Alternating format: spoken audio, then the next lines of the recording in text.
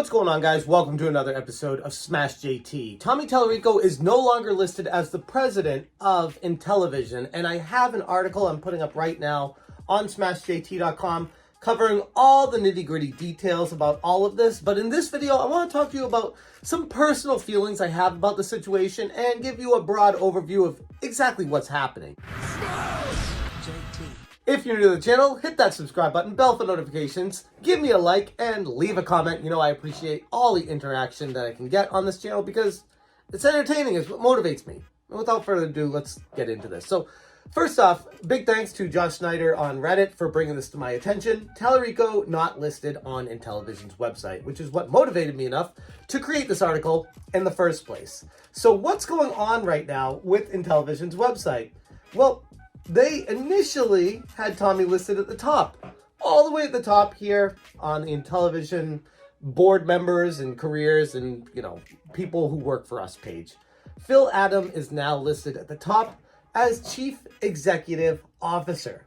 And Tommy's been buried all the way down. Keep going.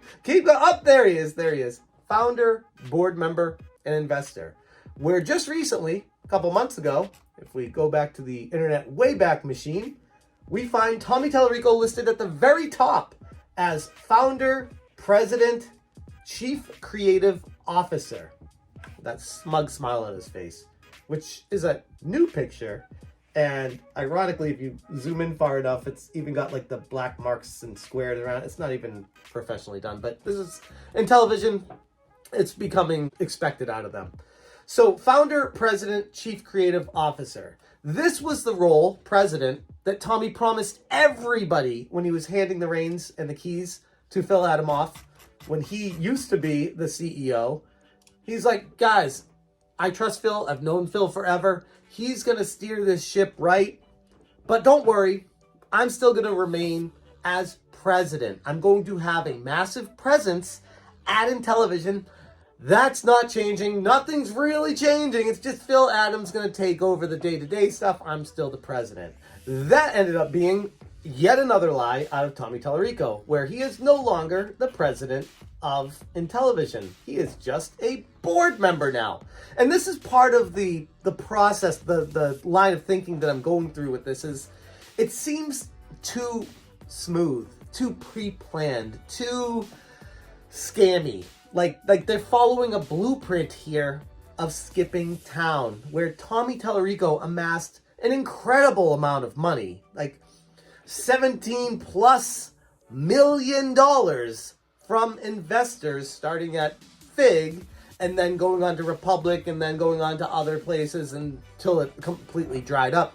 But let's not forget the original seed money that they got from this. And even if Fig and Republic didn't give them all 17 million of that, they gave them a good amount to get started.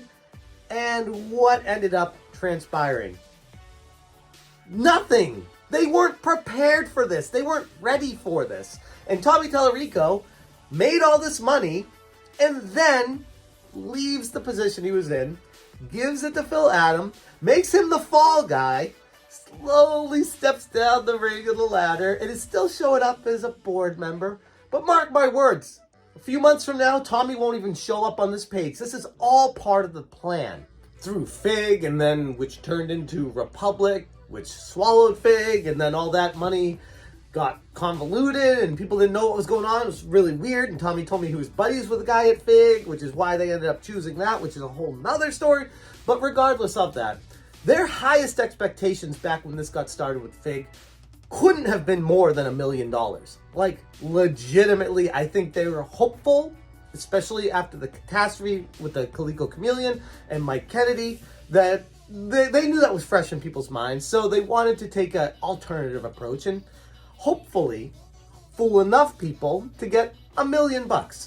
And then they could have been like, we tried, but it just didn't work out. We need more money, and go down that route and just keep the cycle going as long as they could until it dissipated and failed and just fell into bankruptcy, and they sold the name for pieces and parts. Looking back at the situation, that's what it strikes me as now.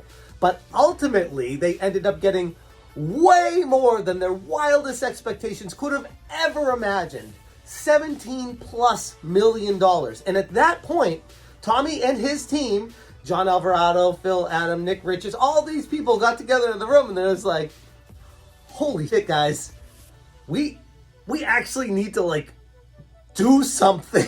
Like, this is real money. This isn't like a few $100,000. This isn't enough for us to buy a couple Ferraris. This is enough to buy a Ferrari factory. Like, this is a lot of money. What are we gonna do with it? We need to make something now. See, back then, they had that whole video montage where it made it look like this thing was already created. They just needed the money to put it into stores. Like, no, that was a computer graphic rendition of something that they may have put together if they got a couple $100,000 just to show off at some trade shows and maybe have someone bigger buy them out, which ultimately I think is what they planned on doing because they had no idea from the get-go what the hell they were doing at all with this thing. And hindsight shows that obvious as day right now, but ultimately that's what they wanted to do. But what ended up happening was they got way too much money, way in over their heads, and then they just ended up being like, oh crap, we need to make it look like we know what we're doing. Let's rent out Nick Richards' car factory. A bunch of cars in the back room, which was so strange. But an office in Utah, offices in Dubai for some reason. And then having these personal connections to investors. And then the investors' relatives are working at that. Like, the whole situation just smells off. Like, it never struck me as making sense. Even when I was in tight with Tommy, it felt like there was an awful lot of money just being thrown out and burned every day. Like, why are we spending all this money? Why are we throwing it at these random facilities that barely have anyone working at any of them? And ultimately with that, it feels like they were trying to show a facade of, we're trying, here are our offices, we're legitimate. But at the end of the day, it was all that, just a facade. It was a fake. They didn't have anything, which makes it one of the greatest wool over your eyes ruses in history of gaming. And the fact that Tommy was personal friends with Mike Kennedy, just a cherry on top with all of this. And then the pandemic happened. They had all these excuses, all this other stuff. Okay, fast forward to now, though. Tommy, still saying for the longest time, I'm still with this company. I'm still here. I still have a presence. I am the president of Intellivision. And then, without any notification or any announcement, he's demoted. And they remove this hysterically long resume. I'm not going to read through this whole thing, but I'll put it on the screen for you guys in case you're interested right now. Go over Tommy's illustrious career in the gaming industry. And hysterically, the last line, Tommy is a cousin of rock star legend Steven Tyler, nee Tallarico. What does that have anything to do with anything? It's just like throwing darts of information of your life at people. Like, I could say some pretty cool things of people I'm related to.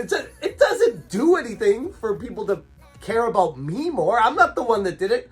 They did. Like, that's just, if that doesn't epitomize who Tommy Tallarico is, I don't know what does.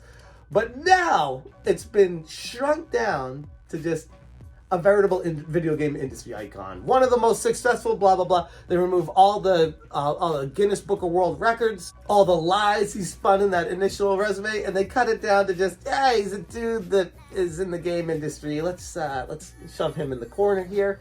And the next step is a few months from now, this will be gone. Tommy will no longer be listed on their site. Mark my words. He's going to be gone. This is their plan to move Tommy out because Tommy's buddies with these guys. He's skipping town with a whole bunch of money. Don't forget, this is the same guy that said, oh, I'm going bankrupt. I'm losing my shirt here. And then it turned out that all the loans they were taking out, Tommy was taking the loans out of his own money and paying himself back with a massive interest rate. Tommy's doing just fine. He was just lying more, which is what he always does to everybody. And now he's out of the public eye. He's removed as a frontman of Intellivision. And ultimately, he's waiting to just have everything die down. This is all part of the process. It's all planned out. This is the blueprint of a scam. Maybe that's why I'll tell you this video, because this is what it is. It's the blueprint of a scam. Tommy Tallarico, now founder, board member, investor. Great, Tommy. Good work. Good work with Intellivision, stealing everyone's money, leaving town, and ruining, by the way, countless reputations on YouTube, not giving a crap about what you did to people, and just disappearing off of the internet completely, and playing air guitar at Video Games Live. I mean, it's a living. Someone's gonna do it. I'm going to leave it there. Thank you guys so much for watching. And as always, you stay smashing. So these are the batteries? Yes, this is the battery testing system right here. So, you know, we have to do multiple testing to make sure that, how long does the battery last? So this machine will charge it up and then discharge it, charge it up, discharge it 100,000 times.